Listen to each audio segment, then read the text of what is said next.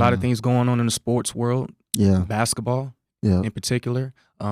You follow it way more than I do. So I'm definitely curious to hear what you have to say about what's going on in the NBA right now with these players and these teams and these organizations just not seeming to be in sync. We got the Kyrie situation, holding out because of the mandate going on in New York.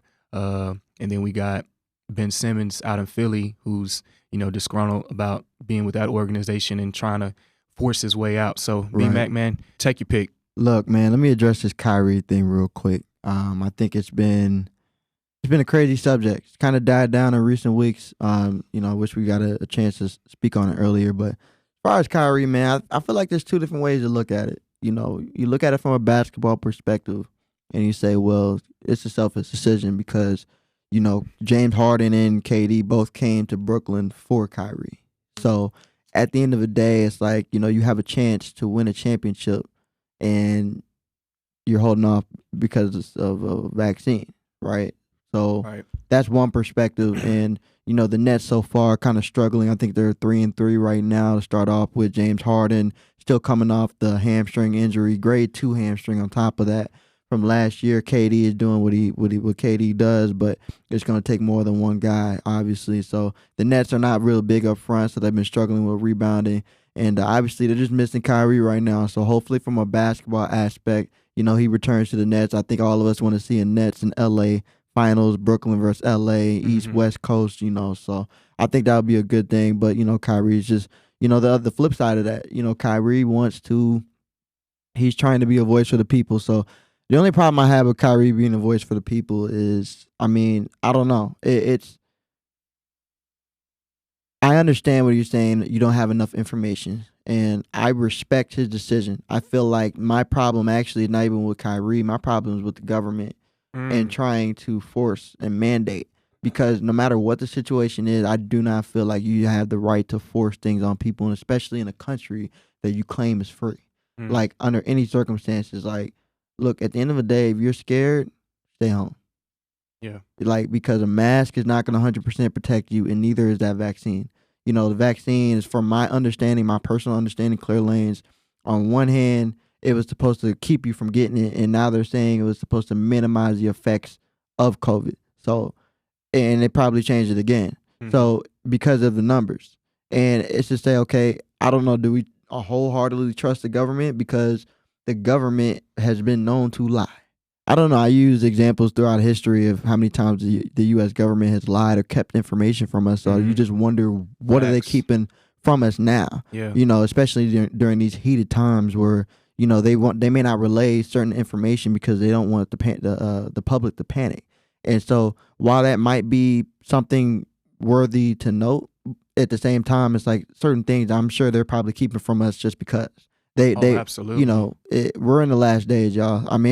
There's no telling what's really going on. All of us at this point, it's a lot of prayer and speculation. So, Kyrie having the questions. I think we all got questions, and I feel like if you're doing any of this without the questions, I feel like you're just being naive. So the Bible said, "My people get destroyed for a lack of knowledge." Yeah. So obviously, there's going to be a lack of knowledge. We're never going to know everything. We're not supposed to. But to ask questions and to try to continue to get more information is definitely something that I agree with Kyrie on. And then on the other hand, I don't want to take too long, but Kyrie's talking about the people who are losing their jobs over this. I agree with him on that. I don't think people should lose their jobs over it. Like I said, if you're working for a company that you could stay home, stay home. Yeah, I definitely side with Kyrie on that. I'm kind of in the middle with the whole thing because, again, we know that Kyrie has had a history of, for whatever reason, right or wrong, whatever it is, he's always been able to find a way to not play, or an excuse to not play. That's just what it is. Yeah, his history kind of puts him in question. If this was the first thing, if this was the only thing, I think people would be way more receptive to it. Exactly. And the media wouldn't be like, Stephen A. and everybody just going in on him, bashing his head. Yeah, man, it's just crazy. But I side with Kyrie, and here's why.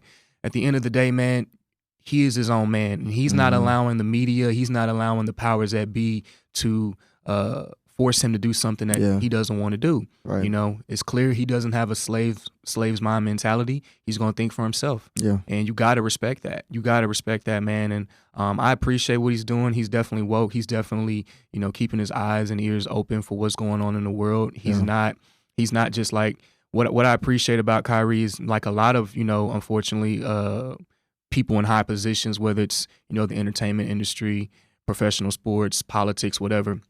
He's not just ignoring the world.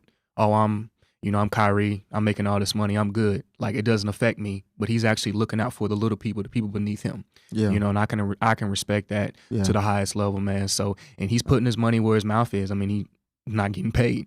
You know, where everybody else, you know, I don't want to say selling out, but they're definitely not going to go against the system and affect their financials and their livelihood. So again, I tip my hat off to Kyrie, but of course on the basketball side, I'm kind of like, dang, I wish he was out there because we still have yet to see that big three really flourish and really come together like we know they can. I mean, it's crazy how, you know, it's just been a few games, but they've struggled. You know, James Harden's still trying to get back in shape. You know, for the whole summer, he was trying to rehab and get himself back right. So, and he even said that. He couldn't play ball like he wanted to.